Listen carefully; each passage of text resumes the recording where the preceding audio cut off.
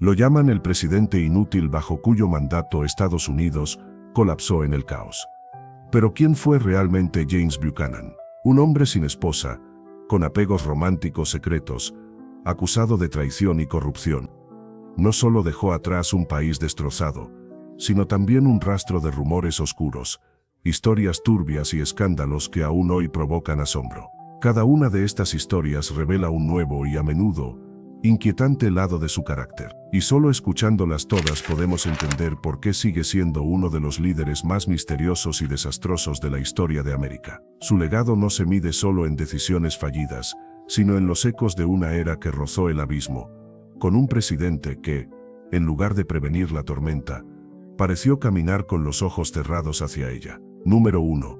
La tragedia de su prometida y el voto de soltería perpetua. En el otoño de 1819, James Buchanan, de 27 años, se comprometió con Anne Caroline Coleman, de 22 años, hija de uno de los hombres más ricos de Pensilvania. El compromiso sacudió a la alta sociedad de Filadelfia.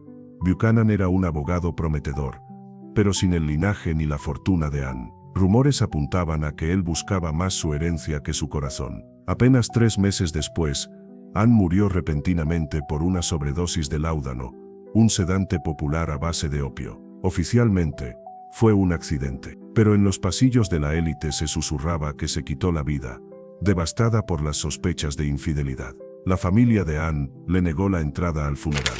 Buchanan, aislado y rechazado, escribió: «Mis perspectivas de felicidad están enterradas con ella en la tumba». Aquel escándalo fue tan profundo que juró no casarse jamás. Desde entonces, fue el único presidente estadounidense soltero. Fue un acto de amor eterno, o un escudo para ocultar otros secretos. Algunos creen que fue una excusa perfecta para proteger una vida privada que no encajaba en las normas sociales de su época. Otros argumentan que su decisión lo liberó de presiones sociales y le permitió dedicarse enteramente a su ascenso político. Número 2. Su otra mitad, el senador King. Aunque nunca se casó, Buchanan nunca estuvo solo. De 1833 a 1849 Berceo compartió hogar con el senador William Rufus King, un elegante aristócrata sureño 14 años mayor que él. Durante 16 años, fueron inseparables. La sociedad de Washington los apodó Miss Nancy y Aunt Fancy, ridiculizando su cercanía afeminada. Andrew Jackson llamó a King hombre refinado, un eufemismo de la época que insinuaba homosexualidad. En cartas personales, Buchanan se refería a King como mi mejor mitad o mi compañero más querido. Cuando King fue enviado a Francia como embajador, Buchanan escribió: «Estoy solo y sin compañía en casa, como si me hubieran amputado una parte del alma». Tras la muerte de King, en 1853, Buchanan volvió a tener una relación íntima similar. Para algunos historiadores, fueron simplemente aliados políticos. Para otros, fueron la primera pareja presidencial secreta. Una relación que, de haberse conocido públicamente, habría destruido su carrera en una era de moral rígida y prejuicios profundos. Incluso hoy, su vínculo plantea preguntas sobre cómo se ha invisibilizado la diversidad sexual en la historia oficial de Estados Unidos. Número 3. Un presidente inútil y los pactos secretos con el sur. Los historiadores suelen colocar a Buchanan como el peor presidente de la historia estadounidense, y con razón. Entre noviembre de 1860 y marzo de 1861, 7 estados del sur se separaron de la Unión. Buchanan afirmó que la secesión era ilegal, pero que no tenía poder para detenerla. Esa parálisis enfureció al norte. Al mismo tiempo, rumores indicaban que había mantenido reuniones secretas con líderes sureños en la Casa Blanca, prometiéndoles que no reforzaría los fuertes federales, incluido el estratégico Fort Sumter.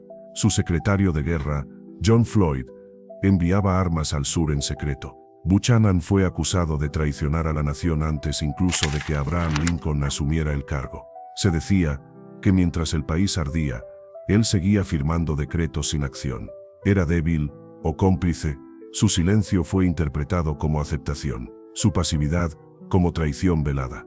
El vacío de liderazgo durante aquellos meses críticos dejó a la Unión al borde del abismo. Número 4. Entregando armas a los rebeldes. Su gabinete era un nido de traidores. El secretario de guerra, John Floyd, transfirió en secreto más de 100,000 mosquetes a arsenales del sur. Luego, se unió al ejército confederado como general.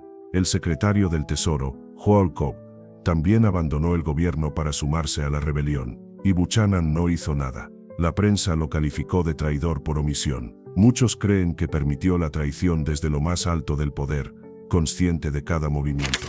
Su gobierno, en lugar de defender la unión, facilitó su fragmentación. La historia recuerda a Buchanan, no solo como ineficaz, sino como el presidente que observó impasible cómo la nación se rompía desde dentro. Un mandatario rodeado de traidores que eligió no actuar, convirtiéndose en cómplice por omisión. Número 5. Sobornos a senadores y el sucio pacto de Kansas. En 1858, desesperado por aprobar la constitución esclavista de Lecompton en Kansas, Buchanan recurrió a sobornos y amenazas. Un comité especial del Congreso descubrió que sus agentes ofrecían cargos gubernamentales y favores políticos a cambio de votos. A quienes se negaban, se les amenazaba con despedir a sus familiares del gobierno. Un congresista testificó: vi a un presidente convertir al Congreso en su tienda privada. La opinión pública se escandalizó. La prensa lo ridiculizó. A pesar de las trampas, los votantes de Kansas rechazaron la Constitución en un referéndum. Buchanan quedó humillado y manchado para siempre como un hombre dispuesto a destruir la democracia para proteger la esclavitud. Este episodio consolidó su imagen como un líder sin principios, dispuesto a lo que fuera para conservar el apoyo del sur, y evidenció cómo la corrupción había penetrado hasta el corazón del poder ejecutivo. Número 6. El Plan Cuba. Robarla por 120 millones. En 1854, como embajador en Gran Bretaña, Buchanan y otros diplomáticos redactaron el Manifiesto de Ostende, proponiendo comprar Cuba a España por 120 millones de dólares. Y si se negaban, sugerían tomar la isla por la fuerza. El escándalo fue internacional. Europa lo vio como una expresión de codicia imperialista y hambre esclavista. La prensa estadounidense advirtió que Buchanan estaba dispuesto a iniciar una guerra para robar tierra extranjera. Fue una señal clara de hasta dónde estaba dispuesto a llegar por expandir el poder del sur esclavista. La propuesta fracasó, pero reveló las verdaderas prioridades de Buchanan: el dominio económico y la preservación del sistema esclavista. En vez de diplomacia, prefería la amenaza velada. En lugar de construir puentes, soñaba con anexiones. Número 7. Colapso presupuestario y deuda galopante. Cuando asumió la presidencia en 1857, la deuda nacional era de 287 millones y había un pequeño superávit. 4 años después, la deuda se triplicó a 764 millones. Y todo en tiempo de paz. Buchanan se negó a reducir gastos o aumentar impuestos, incluso tras el pánico financiero de 1857. Emitió 6 préstamos de emergencia, algunos con intereses del 12%, dejando una carga financiera pesada para futuras generaciones. Economistas han descrito su política fiscal como una muestra extrema de despilfarro irresponsable. El país, económicamente inestable, enfrentó la guerra civil con una economía debilitada gracias a su mala gestión. Buchanan dejó un agujero financiero tan profundo como su legado político. No solo dejó una nación dividida, sino una economía en ruinas que dificultó los esfuerzos de reconstrucción posteriores. Número 8. Alcohol como rutina diaria. Pocos saben que Buchanan era bebedor habitual de coñac y brandy. Los empleados de la Casa Blanca decían que consumía hasta 2 botellas al día. No firmaba documentos sin un vaso a su lado, y cada cena terminaba con licor. La prensa bromeaba: ninguna ley sale de la Casa Blanca sin pasar por el brandy. Tal vez su indecisión legendaria tenga una explicación más simple: constante embriaguez. Algunos incluso afirmaban que sus discursos en eventos formales solían estar marcados por palabras arrastradas y pensamientos dispersos. En un momento crítico de la historia, la nación fue guiada por un hombre cuya lucidez estaba manchada por el alcohol. La imagen de un presidente tambaleante, más centrado en su copa que en su país, todavía provoca asombro y decepción. Número 9. Su broma final y una muerte olvidada.